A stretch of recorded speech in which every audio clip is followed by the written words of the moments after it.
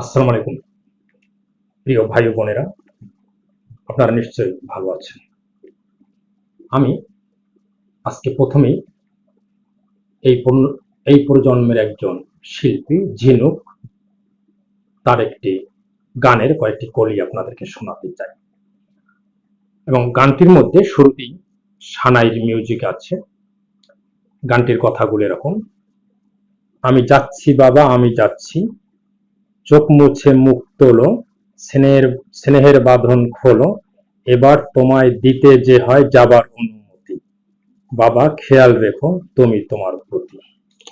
গানটা আপনারা যদি ইউটিউবে শোনেন দেখতে পাবেন যে একটা মেয়ে তার শ্বশুর বাড়ি যাচ্ছে, তাকে একদম সাজগোজ করা, শাড়ি পরা, সে তার বাবার প্রতি এই গানটি, এই কথাগুলি বলছে। খুব ইমোশনাল।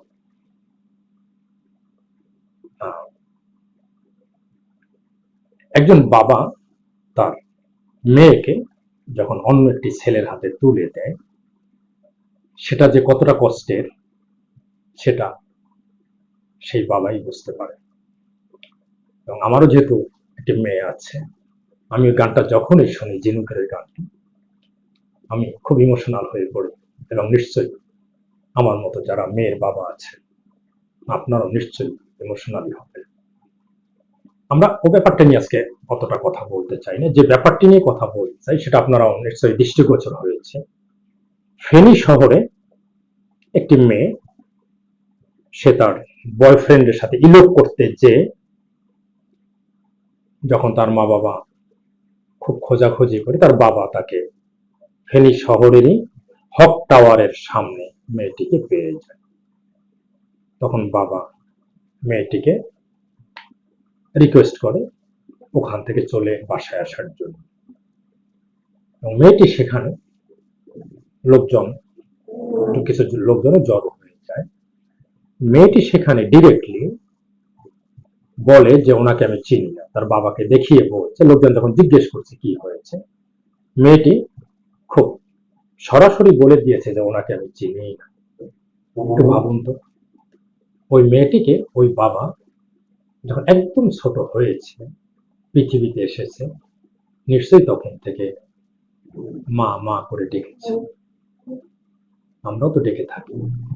সেই মেয়ে যদি জনগণের সামনে বলে যে ওনাকে আমি চিনি না, আল্লাহ না করুক ওই জনসাধারণ যদি তাকে গণপিটুনি দিত, তাহলে কি হতো? সেটা হয়নি।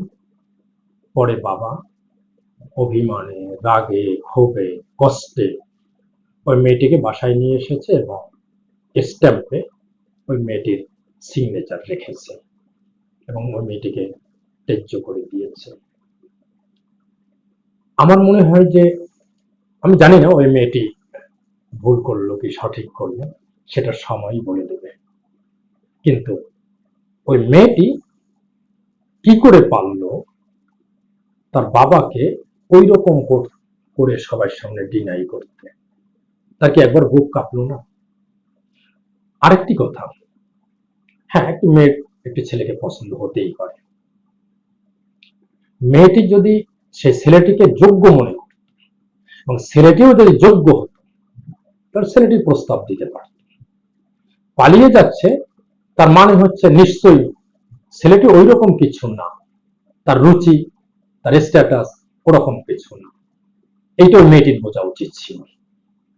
তো যাই হোক, আমাদের যারা ইয়াং জেনারেশনের মেয়েরা আছে, বিশেষ করে আমি মেয়েদের নিয়ে যেহেতু ভিডিওটা আমরা দেখেছি ফেসবুকে, তো মেয়েদের প্রতি আমার একটি অনুরোধ, যে মানুষটি তোমাদেরকে সে ছোটবেলা থেকে মা, আম্মা, আম্মু এছাড়া কখনো ডাকেনি, আমার মনে হয় যে যত বাবারা আছে তারা তাদের মেয়েদেরকে নাম ধরে খুব কমই ডাকে। বেশিরভাগ সময় হয় মা ডাকে, না আম্মু ডাকে। এই যে তার যে ইমোশনাল অ্যাটাচমেন্ট তার মেয়ের প্রতি, সেটা ওই মেয়েটিকে উপলব্ধি করতে হবে। সব মেয়েকেই উপলব্ধি করতে হবে। কারণ একটি মেয়েকে খুব ন্যাচারালি একটা ছেলের হাতে অবশ্যই তুলে দিতে হবে, এটাই তো নিয়ম। কিন্তু একজন বাবা, সে কিন্তু অবশ্যই ভেবে দেখবে যে কোন ছেলেটি তার এই এত আদরের মেয়েটির যোগ্য, তারপরেই না সে দিবে। তো যাই হোক, আমি সব শেষে যত মেয়েরা আছে, আমার মেয়েটি সবার মেয়েটি, সে মেয়েরা যেন তার বাবার অন্তত কষ্টটুকু পৌঁছে বা তার বাবার সম্মানটুকু পৌঁছে, যাতে করে তারা এরকম কোনো কাজ না করে। তো সবাই সুন্দর থাকবেন, আবারও ভালো থাকবেন, এবং একই সাথে আমি সকল বাবা এবং মেয়ের সুন্দর জীবন কামনা করছি। সবাই ভালো থাকবেন।